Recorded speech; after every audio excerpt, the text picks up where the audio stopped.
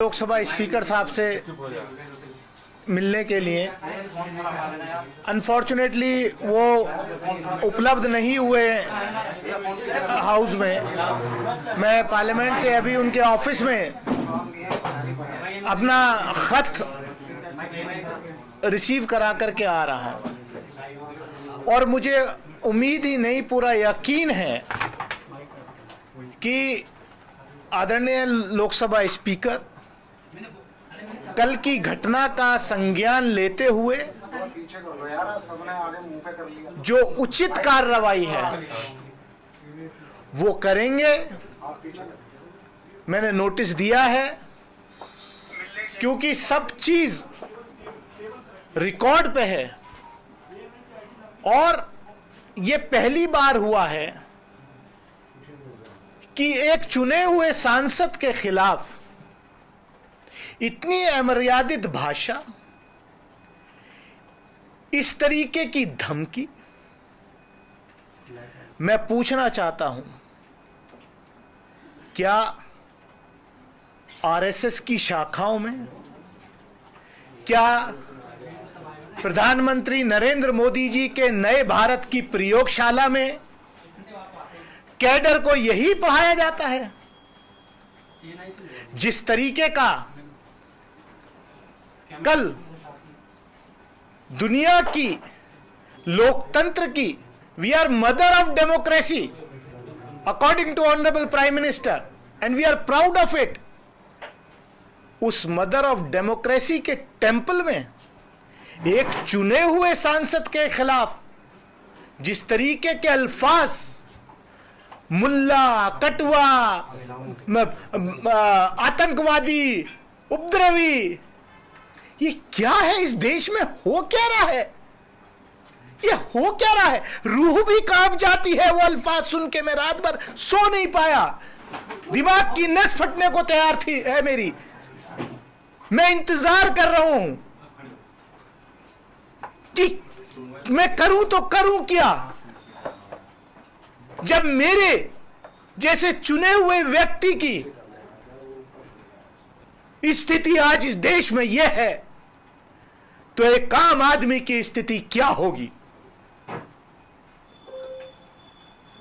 मुझे उम्मीद है कि मेरे साथ न्याय होगा। आदरणीय स्पीकर साहब कार्रवाई करेंगे, नहीं तो मैं भरे मन से इस सदन को भी छोड़ने पर विचार कर रहा हूं, क्योंकि यह एक सभ्य समाज में बर्दाश्त नहीं किया जा सकता।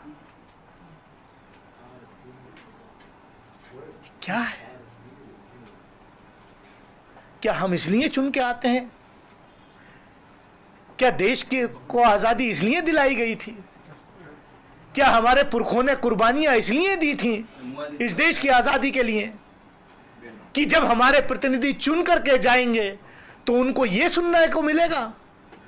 दुनिया के अंदर आज देश की क्या तस्वीर आपने खींच के रख दी है?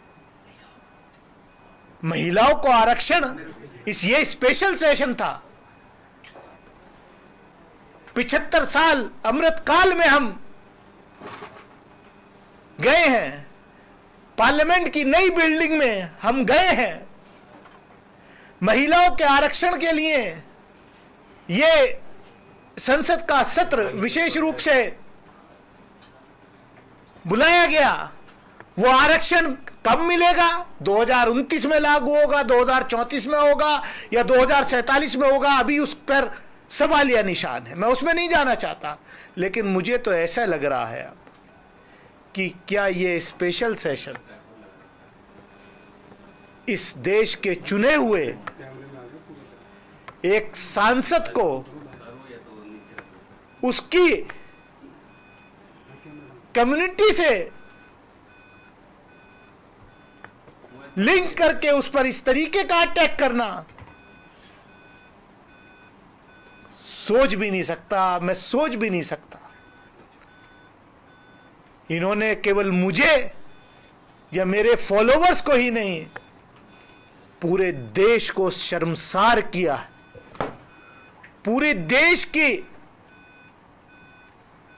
आत्मा को शर्मसार करने का काम किया है। अब बस देखना इतना है कि रमेश विदुड़ी जी के खिलाफ,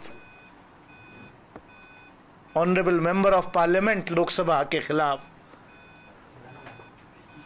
उनकी पार्टी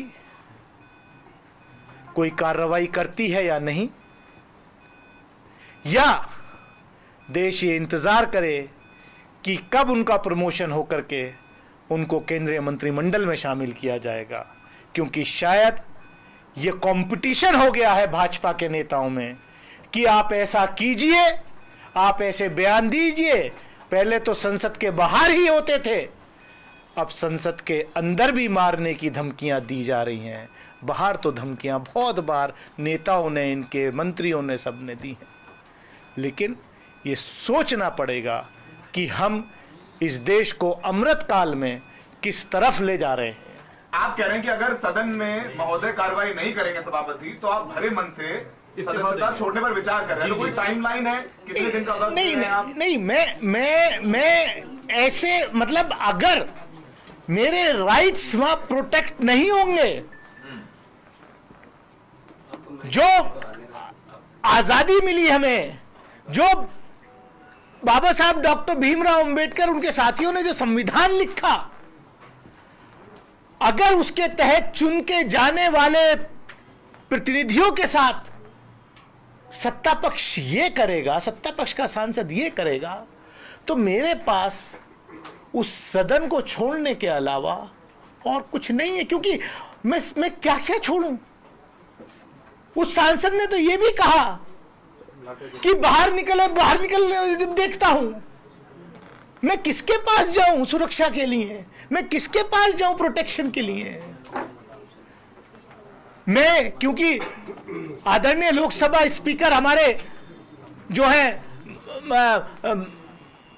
गाइड हैं हमारे, हमें वो प्रोटेक्ट करते हैं। हमें पूरी आशा है, पूरी उम्मीद है कि वो हमारे अख्तियारातों को, जो हमारे, उनको वो जो है बचाएंगे, वरना कैसे चले।